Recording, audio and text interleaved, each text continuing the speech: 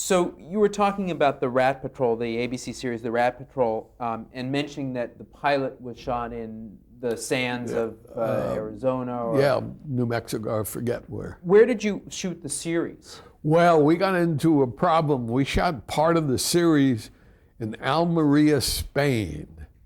We decided that because we couldn't find the proper dunes, sand dunes. At least if we looked for them, we couldn't find them. We may not have looked as extensively as we should have. So we shot it in Almeria until the unions made us come back. And the unions started to picket the Mirish operation. So we had to bring it back, and that's what we did. We were also trying to cut costs. It was actually yeah, because again, my lack of experience, and it taught me a lesson which I've had to this day about keeping on budget, because I didn't pay a lot of attention to the budget that time, and everybody was taking advantage of me at the lack of knowledge, and it was getting too expensive. And UA started to complain, and the Marisha started to complain, and so that taught me a very good lesson. And the dunes that you were looking for, was it replicating a specific area of World War II? No, we were just the Sahara Desert, supposedly. I see. Who else was involved with the show? Are there any Tom Grice, basically. Mm-hmm. He was producing it. He directed. Was John Epstein involved? John Epstein was also involved. I forgot about John.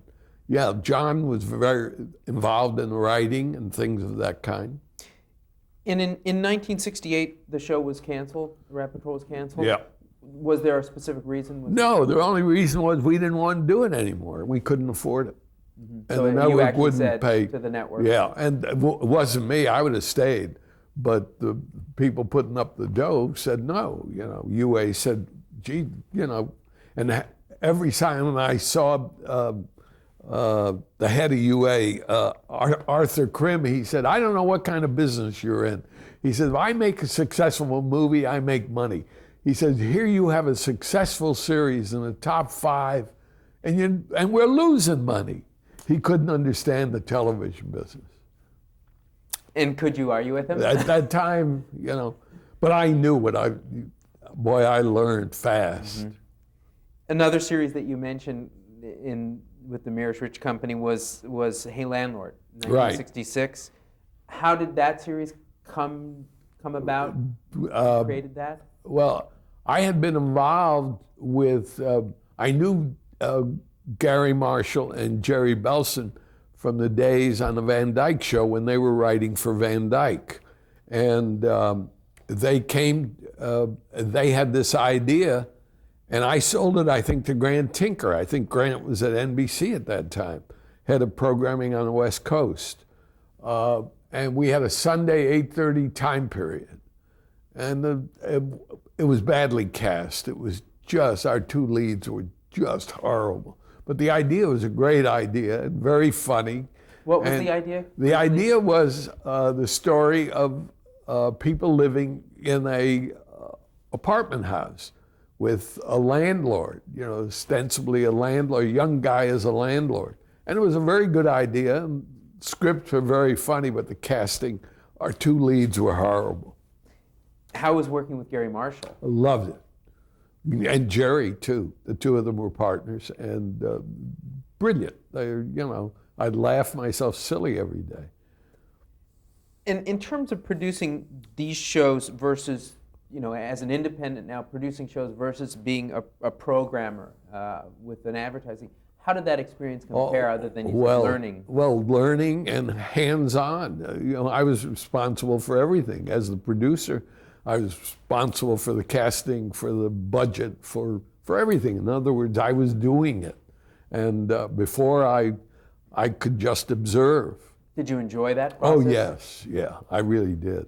And you left in 67. You mentioned you went back to the advertising business. For 1 year. For 1 year. Why did you leave? Well, we did a pilot called Sheriff Who, which was a pilot that everyone who looked at that pilot said it was the best pilot they had ever seen.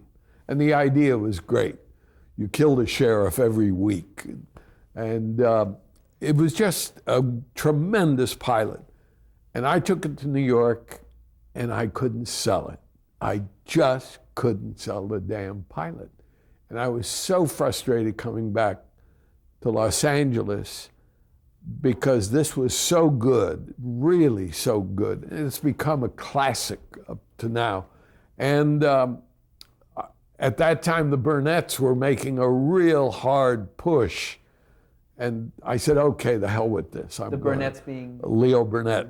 And so I went to Chicago for a year. And you said that it was a group of villains who come into a town. You said they kill a sheriff. No, week. it's each week. For example, we had the guy passed away. What was his name?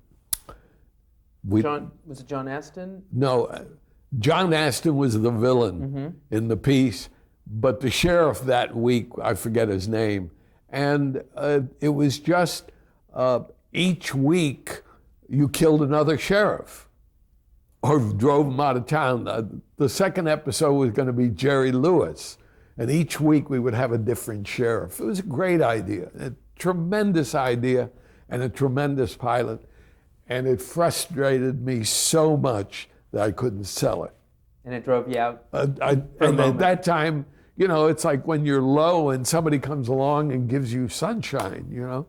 And the Burnett's were there with a lot of money, and I could do whatever I want. I used to come home every weekend from Chicago. I'd leave on Thursday and come back on Monday, you know? And, but I had the advertising business. It was beyond me. Were there any particular campaigns you worked on? I worked on Kellogg. We did a lot of that. I worked on Kellogg. I worked on United Airlines. Great deal. I worked on Pillsbury. I worked on Green Giant. Programming as well? Programming and everything else, yeah. So after that year, you formed another production company. After that, I came back and formed a thing called Lorimar. Can you describe how that came about? Well, my business manager was a man by the name of Bill Hayes. And when I came back from Burnett, he wanted me to stay at Burnett because they were paying me so much money.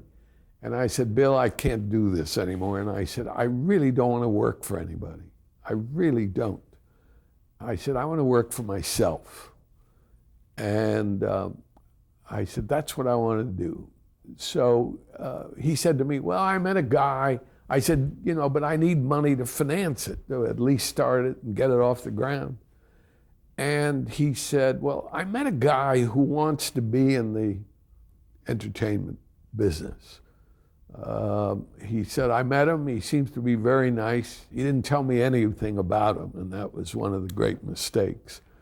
And he said, he's willing to put up some money to get you started. So I said, fine. I said, I'll meet with him. And I met with, I went down to La Costa because Merv Adelson owned a piece of La Costa and was also out of Las Vegas where he owned a piece of. If I had known those things, I wouldn't have been partners with him. But anyway, and it was very pleasant and very nice. And he put up $185,000, which I repaid him within a period of 6 months. And we became partners, 50-50 partners, of a thing called Lorimar Productions, which was February 1st, 1969.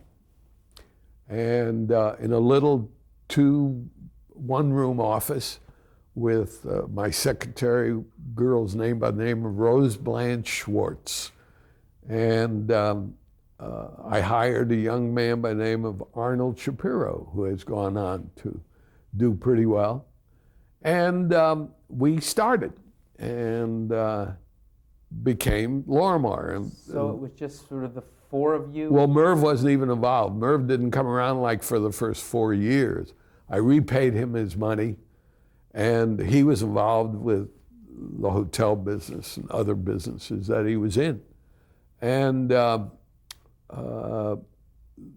I found a book called The Homecoming, and with a guy by the name of Earl Hamner. Before we get to that, where were the headquarters? Where was your original office? 132 South Rodeo in Bill Hayes' building. I didn't have to pay any rent, so I was right opposite Bob Banner, and Bill Hayes was in the building. And Bill at that time represented Aaron Spelling and myself and others. And he was a wonderful guy and my business manager. And then that started Lorimar. And Arnold Shapiro, what kind of experience did he have? None. He was just reading for me. Or reading scripts? Reading scripts, reading books, manuscripts, stuff like that. Where did the name come from? The name came, Pippa and I went down, Pippa had not met Merv, and Pippa and I flew down to La Costa to spend a weekend down there. And we flew into an airport called Palomar. And I thought that was a great name. And then realized that Edgar Sherrick owned that name. So at that time, Merv, this was one of Merv's wives. Merv has had quite a few. And her name was Laurie. And we talked about, he wanted to call it Lee Rich Productions because people knew me and knew my reputation and everything. And I said, no. I said, if we're going to build a company, I don't want it to be built on one person's name. So her name was Laurie, and that's how it came to be, Lorimar. And the first project that you did was actually a motion picture. Yes, correct? A 2-hour movie, which called The Homecoming. So that was I saw a mention of the sporting No, club. I did. I beg your pardon. Oh, I'm wrong. To keep the company going, we were doing a lot of movies of the week. I did, for example, with Barry Diller, helped me keep that company going. At that time, Barry was doing movies of the week at ABC, and I was doing hour-and-a-half movies for him. I did Do Not Fold, Spindle, or Mutilate. I have a list of others that I did, whereby I got a fee of $25,000 and owned 10% of the net profits. I saw all of $9 from that. And I did the first 2 hours, for example, The Black President, The Man. I don't know whether you remember that book. It was done as a 2-hour with James Earl Jones about a man who became the first black president of the United States. And I did, to keep the company going, I was running all over town producing these hour-and-a-half movies. And that kept us going. That allowed me to pay Merv back because I was getting this fee of $25,000 to produce an hour-and-a-half. I think I got $50,000 for the 2-hour, I'm not sure, or $40. Barry would chisel me down one way or the other. And that kept the company going. And then I was always very big on books and manuscripts, and always felt that was one of the great areas to get material. And I got the galleys of a thing called The Homecoming in 1970. And I sold it to CBS as a 2-hour movie, and we got Richard Thomas, and I remember casting, we knew we wanted him, because I saw him in a movie that he did, and he wasn't sure that he wanted to do any television or not. I flew out to, I think he was doing something in Minneapolis or somewhere like that. I flew out, talked to him, and let him read the script of the 2-hour thing. He was, he said very honestly to me, I don't want to do a series, I may do the 2-hour. And then we decided who to get for the mother. And we got Patricia Neal. And this was right after her operations, her brain operations. And she flew in from England. And her husband, Ronald Dahl, said he was going to fly in with her. And he didn't. And he did that on purpose because he wanted her to be on her own. And she came in and knew every word of the script. But we'd have dinner at night, and I'd say, "What'd you do today?" And she'd look in her bag and get a receipt or a thing of matches. And she said, "Well, I was here, and I was here, and I was there." And then we shot it in Jackson Hole. And it was like God was looking down on us and we got the kids. The kids were magnificent. And it was like God was looking down on us. When we wanted it to snow, it snowed. When we wanted it to stop, it stopped. And the thing got on the air and did a 39 share. It was just a smash.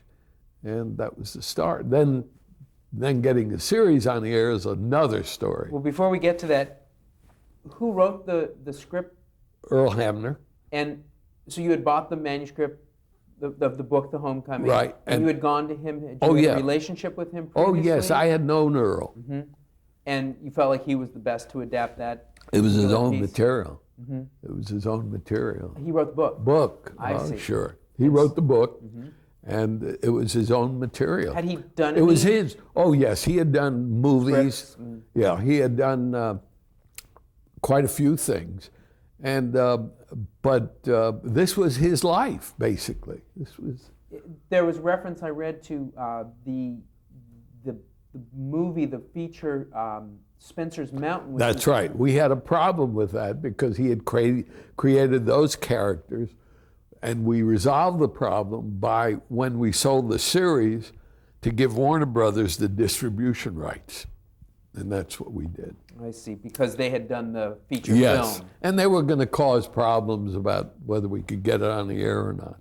What was your impression when you got the first draft of the script? Was it Brilliant. I thought it was just, I mean, Earl couldn't make a mistake on this because it was his book, his life, and you know, the characters were all there. Who did you sell it to? Sold it to Phil Capice at CBS. And in terms of their response to it, Oh, they loved it. And, you know, we made certain changes in the script and everything else, but it was a wonderful experience, just wonderful. initially, was there talk about going out to an actor, a feature film actor, to star as the father? No, I'll tell you that story. That was later. When we did this, it was a 2-hour movie. And immediately, we were asked to write 5 scripts by CBS. They thought maybe there was a series here.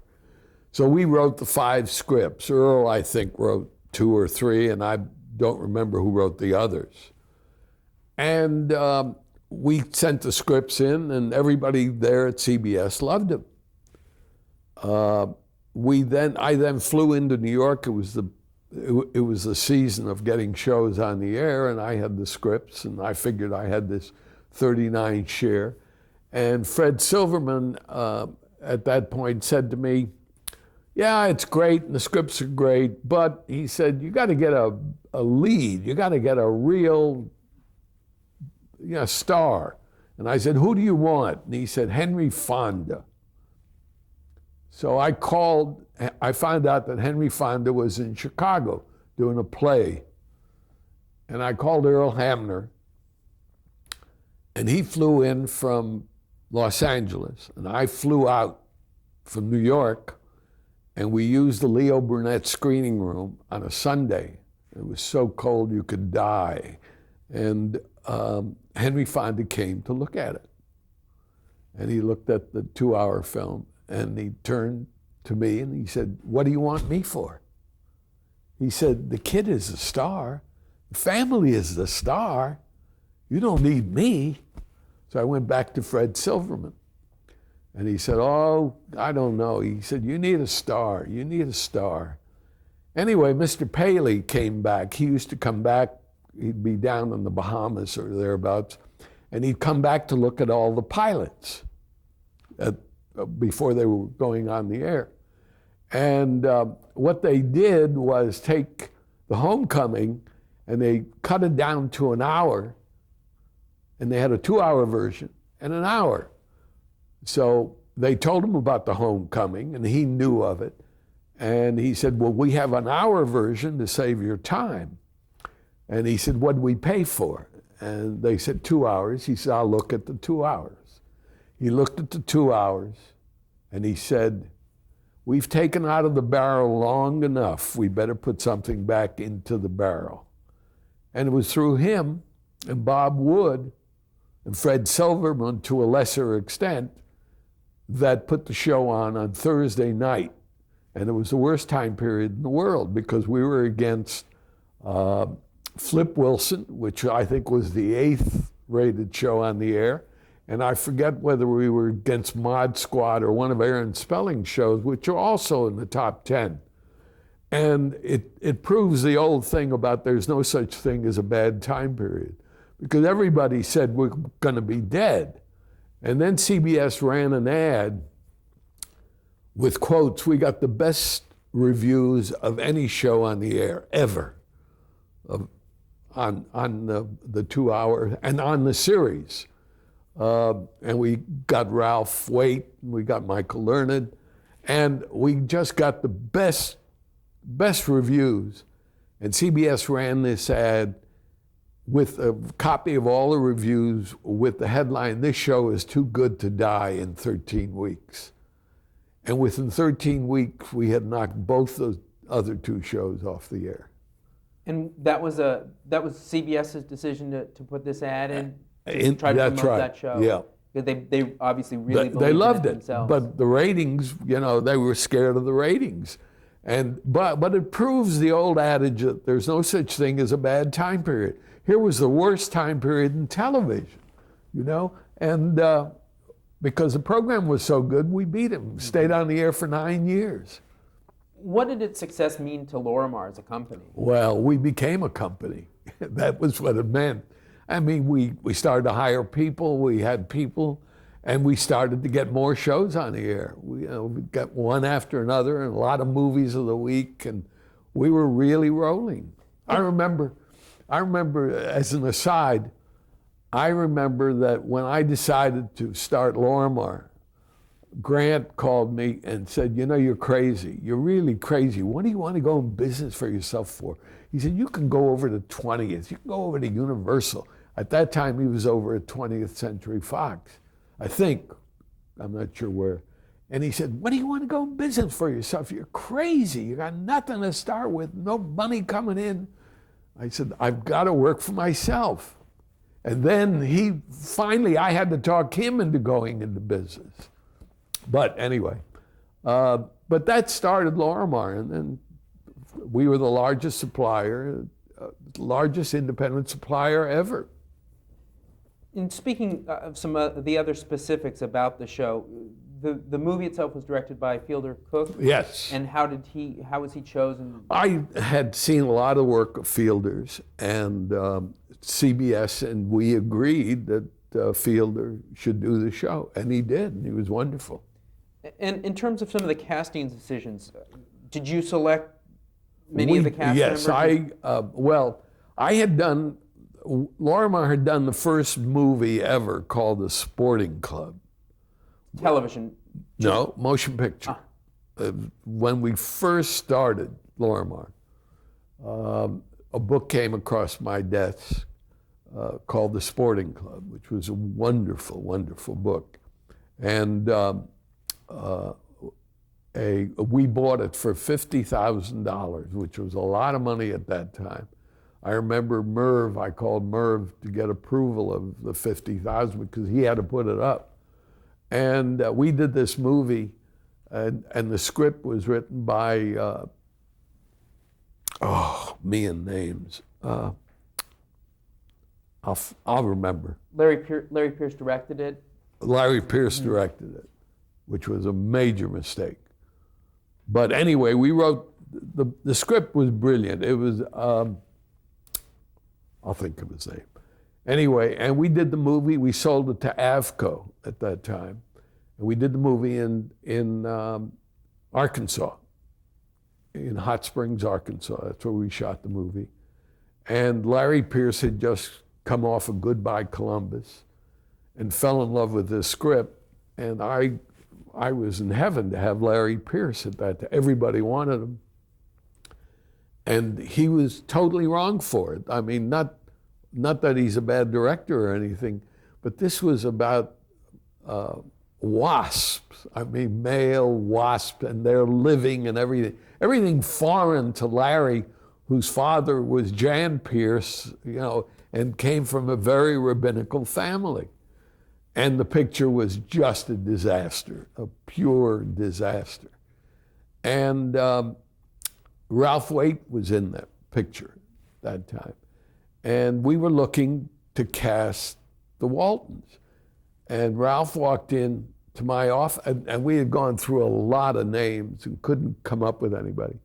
And Ralph walked into my office with a beard. And I looked at Ralph and I said, "Go home and shave the beard."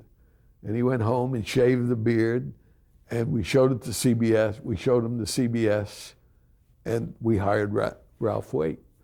And then Michael Learned, we were looking at a lot of actresses. And she was working at the ACT in San Francisco at that time. And she came down and we met with her and we liked her and we did a test with her and Ralph, and it worked beautifully, and that was Father and Mother. And we got Ellen Corby and Will Geer and the kids. We had the kids. And that was it. The kids from the movie itself. Right. You used the same Sure. actors. Did the show, it was obviously a very big success. Did it have success in a particular demographics? Was it a rural show? It was set in a rural place. CBS was basically a rural network.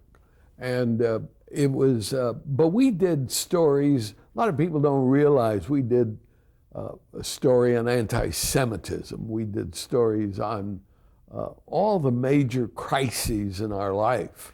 And it was the heart of the Depression. The series took place. And so we had freewheeling, and we did some wonderful things. We won an Emmy Award for the series. And I was very proud of this series. It really was. And of course, it made Lorimar. Did you have much, did CBS have much creative involvement in the show? Were you left alone? Yeah, we were pretty much left alone. There was never any crisis with CBS that I remember on that series. Earl ran the series, Earl Hamner, and we had good production people, and we used a lot of good directors. And Earl assigned the writing and did the rewriting and everything else, and had a staff. So we were in very good shape. But they didn't bother us. Can you break down sort of the cost of of a typical episode? Geez, I don't remember. I really don't remember. I just know this much, that 9 years we never went over the license fee. So you would make the show for the license fee, and the or rest less. of it was profit. Everything, yeah. That I remembered my horrible experience on the Rat Patrol. And I was always a stickler for sticking on budget, always. We're going to pick up in a moment and talk about a few more aspects of the Waltons in particular as soon as we change the tape.